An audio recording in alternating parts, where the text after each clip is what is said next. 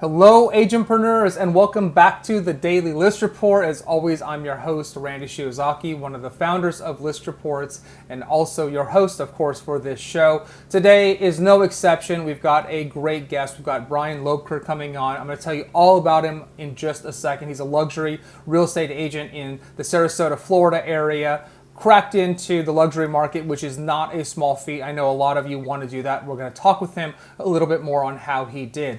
While you're here, of course, please consider subscribing to the channel. Make sure you click that silly little bell so that you're notified of all future episodes. Want to make sure you don't miss these conversations with amazing agents from across the country. So, before we jump into this, he's got a great YouTube channel. You should check that out. It's linked below. I've got it up on screen right now.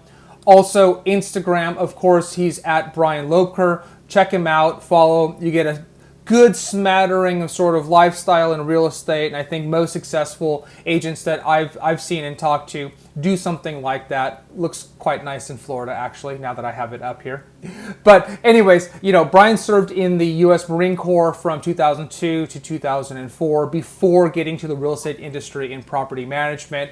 Again, he's currently with Michael Saunders and Company. He's been there since 2012. And he really is a luxury real estate agent in a market that has a lot of second homeowners, not a lot of primary homeowners there. We're going to talk all about that. So you don't want to hear me talk. Without further ado, let me bring Brian on. Brian, welcome to the Daily List Report. Hey, Randy. Thanks for having me. Absolutely. Now, it's my pleasure. So, Brian, what I always do is I give my guests a moment to sort of toot their own horn and introduce themselves. So I'm going to give you a couple minutes here. Tell everybody who Brian Loebker is. I think I'm the tallest, loudest real estate agent in my market. I don't know. That seems to be most people give me a hard time about. Wait, how tall are you? Hold on. We can't skip over this. How tall are you? I'm not a small creature. I'm 6'4", 275 pounds. Ooh, man. All right. Well, I take back everything I said about you before we got on camera. I don't want you to reach through the screen.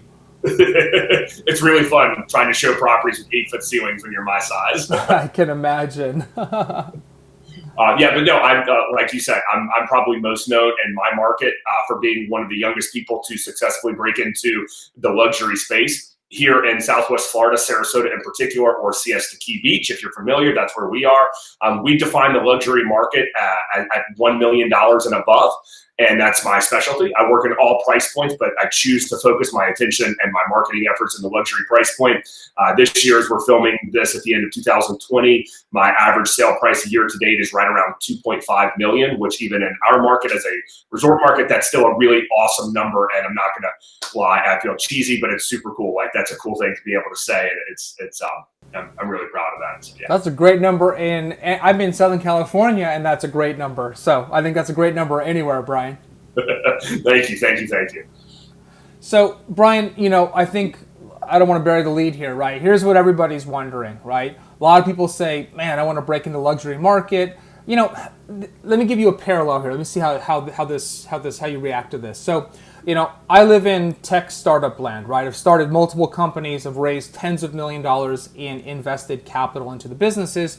And one of the things that people always say is, man, it takes just as much work, you could argue more, to raise $100,000 as it does $1 million. Just picking numbers, right? It could be 5 million or 50 million, right? Because you got to go out and you got to talk to a lot of people, you got to convince them, you got to do all of this stuff. And at the end of the day, the check is the check, right? There may be bigger hoops to jump through, right, for the bigger checks, but might as well raise more money if you can, because you're going to go through the same amount of work. And I think naively the same thing with real estate. I'm not saying it's as easy. I'm just saying you sell a $2 million house or you sell a $500,000 house, you're doing the same work, you're just getting a bigger check. So is that true? I would say on the operations side, you're probably right. And there's definitely something you said in there that I'll come back to that did strike some serious relatable similarities to that. But I guess the processes are a little similar, but probably the biggest and most challenging part of working in the luxury space, which most agents unfortunately never even get the chance to learn or experience, is the timeline from introduction to conversion as a client to actually getting paid. And that, for the few agents that are very fortunate enough to get an opportunity to work in the luxury space, that timeline ultimately kills them financially. For example, right now, the average life cycle for clients from the first time I have an introduction to them on the phone, email, or text, from the first introduction until closing and payday for me averages about 3 years. Oh, wow. And the other downfall is, as that list price goes up, and again, I work mostly with sellers more than buyers, as that list price increases, I promise you, the dollar value of what you're spending in marketing that property goes up accordingly. And if you don't, that seller's going to know that, and you're not going to end up sticking around long enough to sell the property. So ultimately, the process is the same. Probably they're just, it's playing in the pros versus, I don't want to say playing in the pros versus minors, but you have to operate at that very, very high level, and the mistakes are a little less forgiven, and you're doing so on a very long time frame. That's really interesting. Now that makes a lot of sense. So you have to be prepared, because by definition, there's just fewer transactions, right? And your market in particular, people, it may take them time to warm up to the idea. Maybe they're waiting for, if they're New Yorker, they're waiting for their end of year bonus from their bank, whatever, right? Like people who can afford these things for second homes. But how did you crack in? I think you take a lot of pride, rightfully so, at being so young to have cracked into this market. And let's talk a little bit about how you did that. It was, and still is, make no mistake, I think I work harder now than I did when I was trying to break into the space, which somehow seems like an oxymoron to me, but I love it, and the reward is obviously much greater. It's always a great feeling when we hit the finish line, whether it's $500,000 sale or that $2 million or $5 million or $10 million sale. But it is nice to have that higher fiscal reward. So I won't shy away from that. But how did I break into it? I would say it took as much luck as it did hard work. And the hard work was putting yourself out there and immersing yourself in that environment. I do not personally come from wealth. I am born and raised in Georgia from incredibly lower middle class means. So I'd never been in $1 million home, much less a $5 million home, when I decided to come down this journey and start this. So the first thing I had to learn was how to behave, speak, and conduct myself in a manner of which was relatable to those high net worth people. And the great thing about where I am in Southwest Florida, Sarasota, is we have very quiet wealth. That means people are not flashy. They're not going to pull up in a Bugatti. And we have McLarens and Ferraris, but generally those are weekend cars for these folks, and they're driving a Toyota by day. So you never know who you're bumping into at the farmer's market or at the coffee shop or at happy hour. But make no mistake, when you do make contact with them, they can see through you in an instant, whether or not you are accustomed to dealing with people on their financial level. And that is the most important thing you had to do. And as I began doing that, I learned which rooms. We always talk about you have to get yourself in the room to meet the people, and people want to do business with people they know, like, and trust. Was identifying what rooms to get into. And that it had a lot of luck. And I'll never forget one of the very first multi-million-dollar listing leads that came my way. I had volunteered. I got voluntold to participate in a charity event, which I owed a longtime friend a favor. And she asked me if I would help with this charity. I asked no questions. I owe you one. I've got you no matter what. Turns out this was a bachelor auction for breast cancer. So I'm like, holy cow, I was terrified. I'm like, it's a great cause, but that doesn't really scream like luxury, affluence, high net worth. Like, I can't go be a bachelor. Like, normally I would do it, but with the image and business goals I was trying to accomplish, I wasn't really sure. So I actually got on the phone with my corporate marketing team, and it's like, what do you guys think about this? And like, go for it, do it. It's for a great cause. The second meeting of that bachelor auction, a younger woman came up to me afterwards and said, "Your name is Brian, right? You're in real estate. I like the way you speak and conduct yourself. My husband and I are thinking about putting our house back on the market, and I think you should talk with him." I didn't know if it was a $200,000 house, a $600,000 house, or $1 million house. That was a $4.5 million home, and she was in yoga pants and a t-shirt. Wow! And that was the very first contact that was ever made to me with attraction-based marketing, where someone came to me and said, "I have this type of a property. I'm interested in speaking with you about selling it." That's incredible. Brian, let me ask you this. So I interviewed this great agent. You may follow her on YouTube. Her name is Gogo. She's based out of Michigan. And she came from nothing, right? Has a great immigrant story. And she was talking about like her first $1 million listing opportunity. And she went there and they said, how many $1 million homes have you sold before? And she said, absolutely zero. But I'm going to work harder than anybody else. I'm going to work smarter than them. I'm going to find you the best buyer, right? So she made up with that, with her tenacity and grind. And you can just see it in her. I can imagine her in that meeting. You're like, I know you've never done this, but you are going to get this done. So what's interesting is you talked about putting yourself in the right place. Awesome. And you talked about luck. And this is a really important thing, is that luck is luck. That's fine. Maybe the first time you got into that room, like it was a bachelor auction and you got that deal. For someone else, it may be the 20th time. The point is you have to get yourself in that room enough times so that the probability of that quote unquote luck, which is really probability, actually comes into fruition. 2, you talked about some of the lifestyle aspects, right? And I'm curious to learn more about that. We'll come back to that in a second, which is how much of the look do you have to look? And you said, which is important, is that these luxury buyers, sellers, whatever, aren't always walking around dripped in diamonds, rolling out of their Ferrari. Sometimes they just look like regular people, and I love that.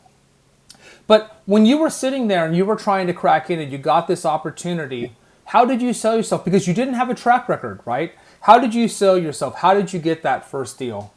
Excellent question. And I particularly stopped sharing that story where I did in hopes that you would ask me a question like excellent. We're on the same wavelength for certain. We are. Fantastic.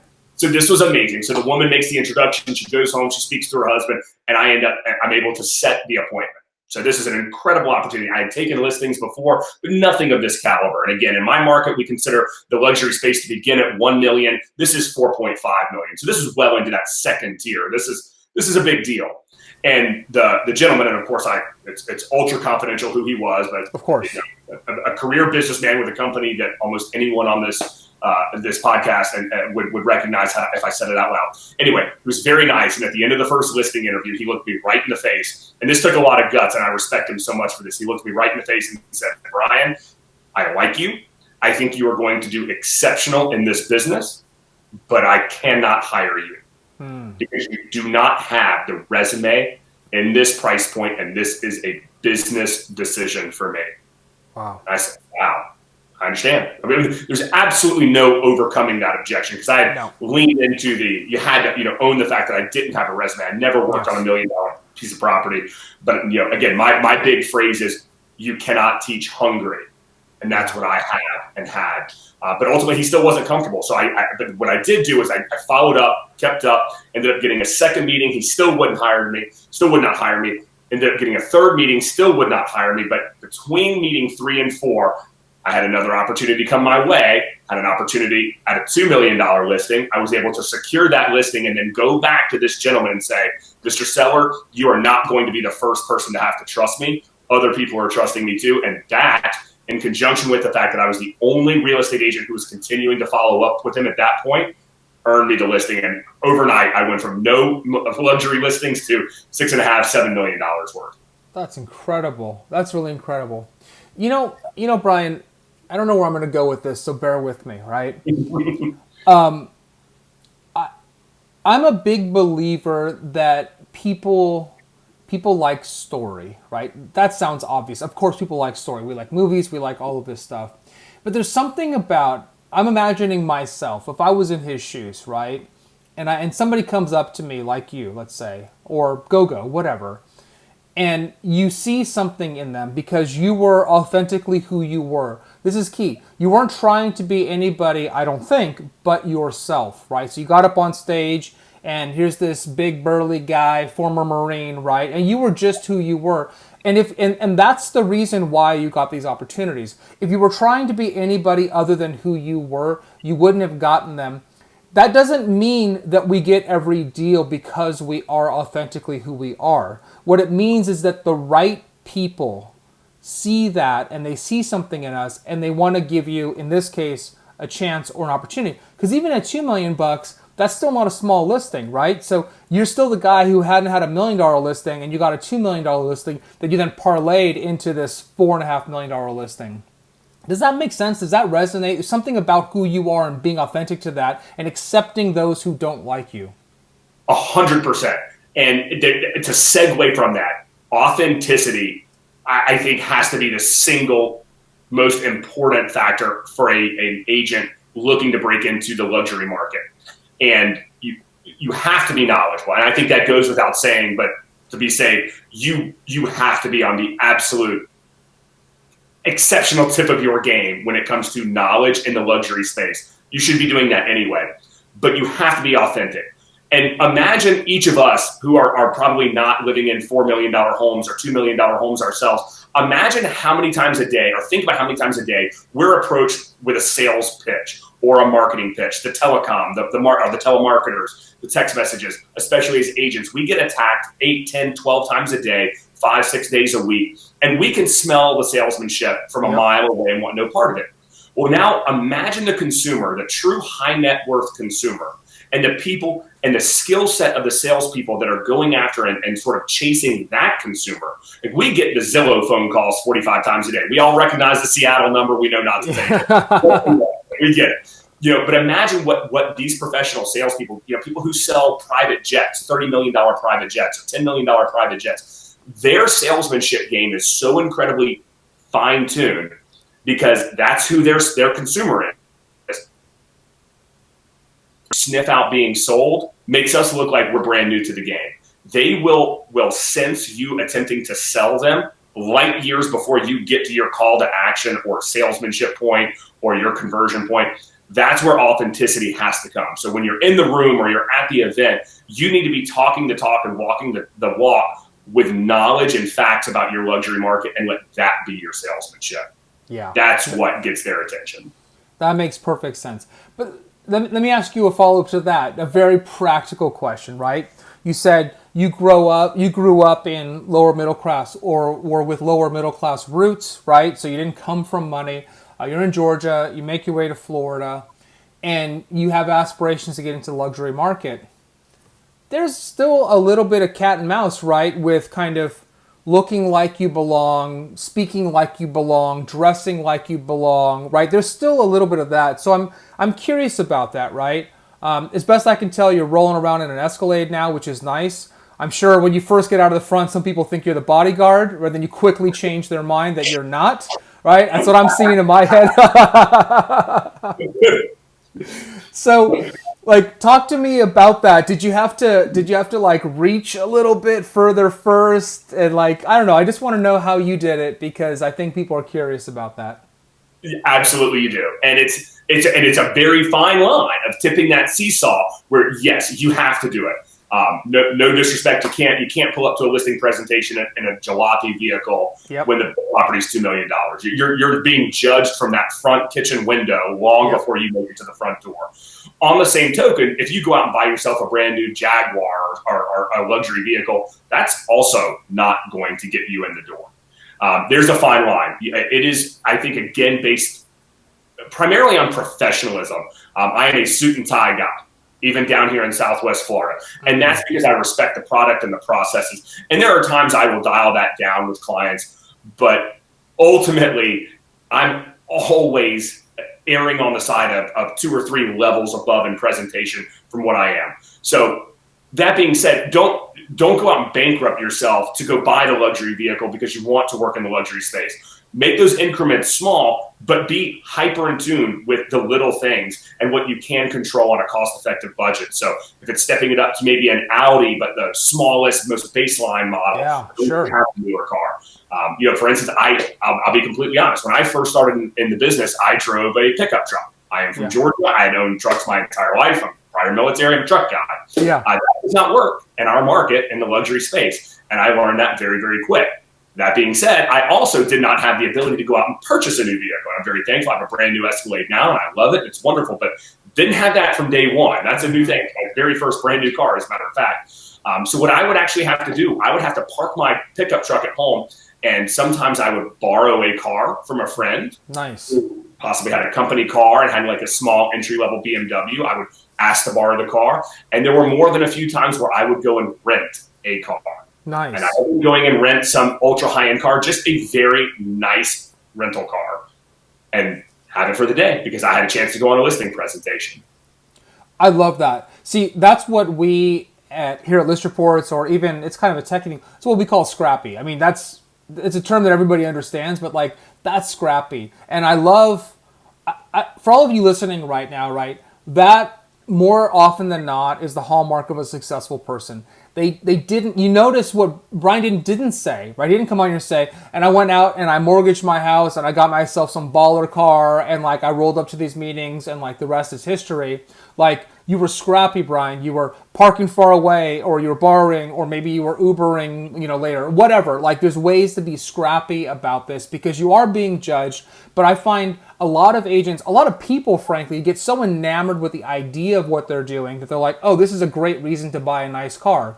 And they put themselves behind the eight ball in all the wrong ways by making those bad decisions and not focusing on value first. So I love the scrappiness, Brian. That's a great story. Thank you. Brian, let's talk a little bit about social, right? So, marketer first, right? So you're talking about social video. Talk about sort of, you started that pretty early in your process as an agent. Talk about why you think it's so important. How do you leverage these platforms? Yeah, absolutely. So I am, in addition to being, I'm 35 years old today. I'm in my 8th year in the business. I was definitely one of the early adopters and early pushers of social media. That I was also, one of the very first adopters of video. I can't speak enough volume and positives to video and the natural, but that natural platform and the consumer's natural behavior is what led me into social. When I found myself naturally wanting to be on social media all the time, and I knew everyone else was, and I watched clients, so this was a no-brainer. And now that again being, so let's call it 6 years ago, where I really doubled down. I think I started my Instagram account in 2016. Just to give you, 2016, I believe. So I'd been in the business for 4 years before I ever had a work Instagram. And I have different opinions on the different platforms. So again, social media as a whole to me is incredible. So that's Facebook, LinkedIn, Instagram, YouTube. I think I see value in TikTok for a particular reason, not in the fact that I think I'm going to go sell a home on TikTok. But what I'm doing is I'm watching the next generation who was raised with video, and I'm seeing what's trendy and catchy there. And it's giving me light years of a mental head start on what content is trending, popular, funny, charismatic, and coming our way. Because if it trends on TikTok now, bet there's going to be a variation that comes out for the adult world in the next 3 months. Yeah. It's a key to go see what's coming next. So social is huge. It's a place where your clientele are naturally going to be found. That's the organic side. Then you have the paid ad side with Facebook and Instagram, which is incredible. And all the forms of marketing and mediums that we have to choose from, very few will make the dollar go as far as what we can do with social media. Massive fan of social media organically, social media paid. I can't go on. So ask away specifics if you want. I'm happy to keep rambling and how I use it. I'm an open book. Absolutely. Well, Brian, let me ask you this first. Do you do this yourself? Do you have an outside resource? Do you have someone on your team? Like, how do you execute on the paid media and the organic stuff? I do it 100% myself. Nice. I did have a social, I still do rather. Sorry, Matthew. My social media coach, when you watch this, I apologize. But I do have a social media coach who's been with me for about 3 years or 2 years now. But he does not do my posting or content creation. He literally is just like the fuzzy bumpers. And he was actually the one who really was instrumental on the video side of me doing the videos. He's also the instrumental human who taught me and made me. When you look at my Instagram, which has done fairly well for itself, I think we're at somewhere around 17,000 followers. Mm-hmm. Why you see photos of my face or videos of my face or raw content of lifestyle and me, and it's not just these beautiful properties. Him and I went to war when we first started working together. He's like, people want to see you. They want to see the behind the scenes. The properties are nice. They want you. They're hiring you. They want to relate to you. And I'm like, no. And he would battle. And finally he says to me one day, he goes, I want you to go and open the Nike Instagram page. Of course, Nike, a heritage brand, been around, I forget, 80 million followers or something.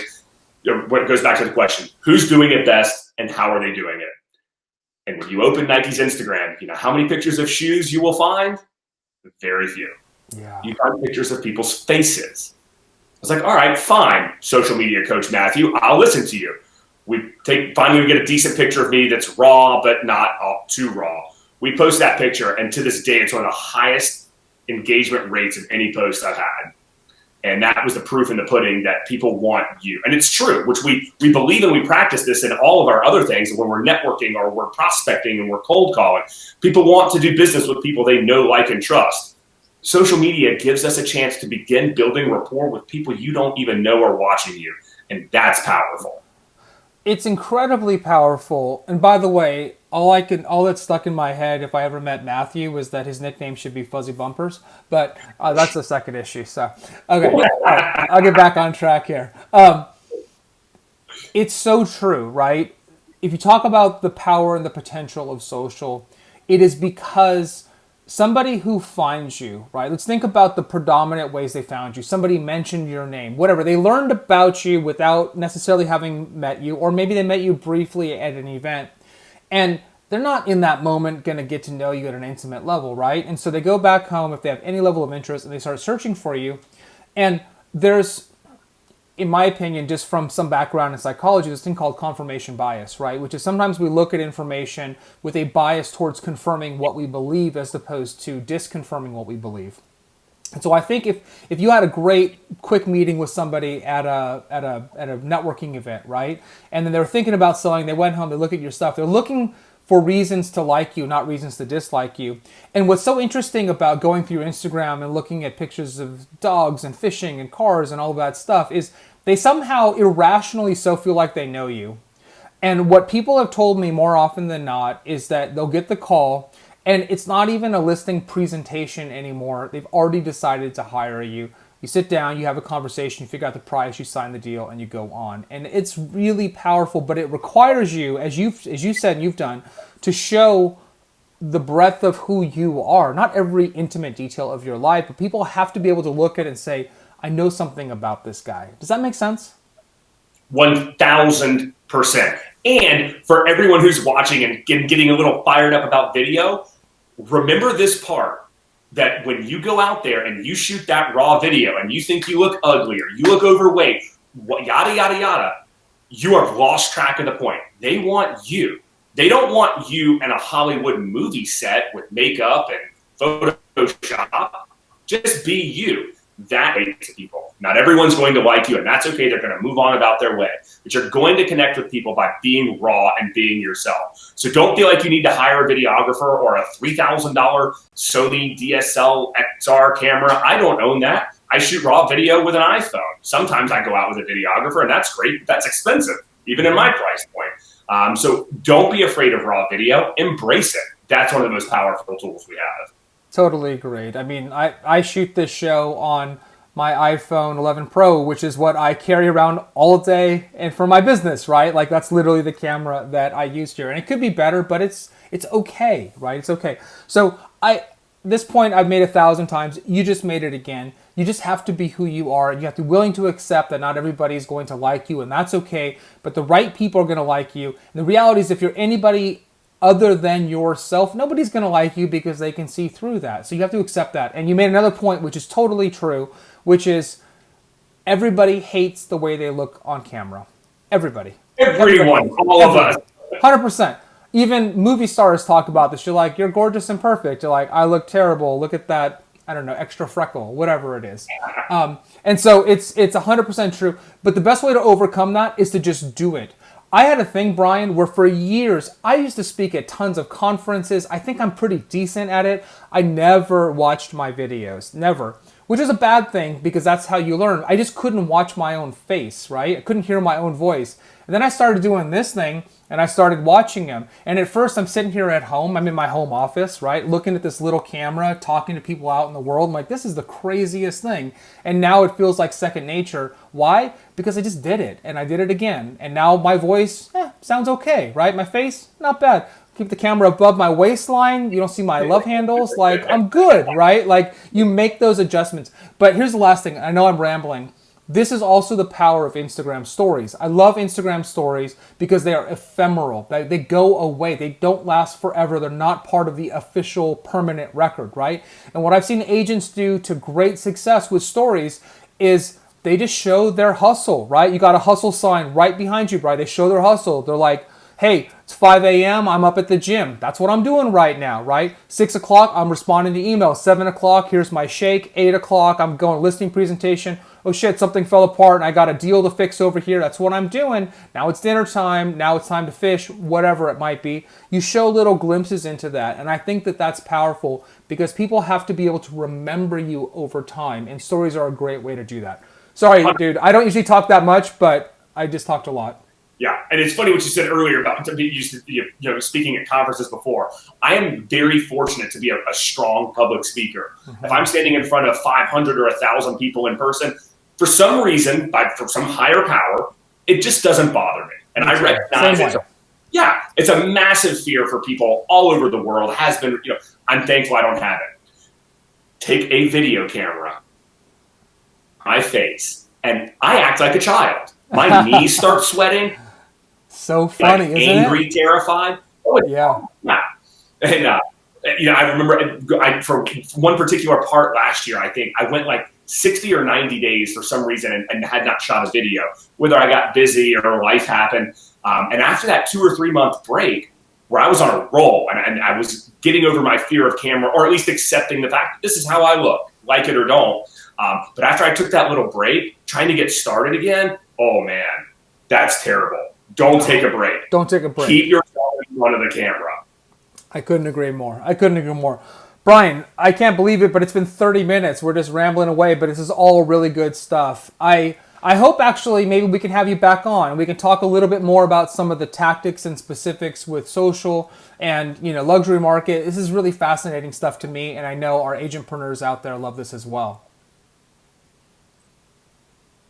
Absolutely. Well, I appreciate the invitation to be here with all of you. I'm an open book, so feel free to seek me out on social. You can find me, but I just appreciate the opportunity to be here with you. Absolutely, Brian. Great discussion. We're going to talk again real soon. Thanks so much for everything. All right. Bye, Brian. Okay. Well, there you have it. Again, all his links are below, so check those things out. I feel like we could have just kept on rolling with that conversation. So we're definitely going to have him back on. We're going to talk more about some of these tactics and techniques. There's a lot, I think, clearly to learn from Brian. And congrats to him for breaking into a really difficult market. And he did it, but he did it with hustle, right? He did it by being scrappy. I think he did it the right way. And you get breaks and you get lucky, but you can't ever sit back and say, oh, this guy's just got lucky, man. He got lucky because he put himself in the right place. And that's probability. It's not luck. That's math, right? It's not the stars, right? That's what it takes. So that's it for today. Again, please consider subscribing to the channel. Click the little bell to be notified. Check out Brian's links. We got YouTube, we got Instagram, link below. Check that stuff out and follow him. We'll have him back on soon. Until tomorrow, be safe, be healthy, be happy. We'll see you soon. Bye.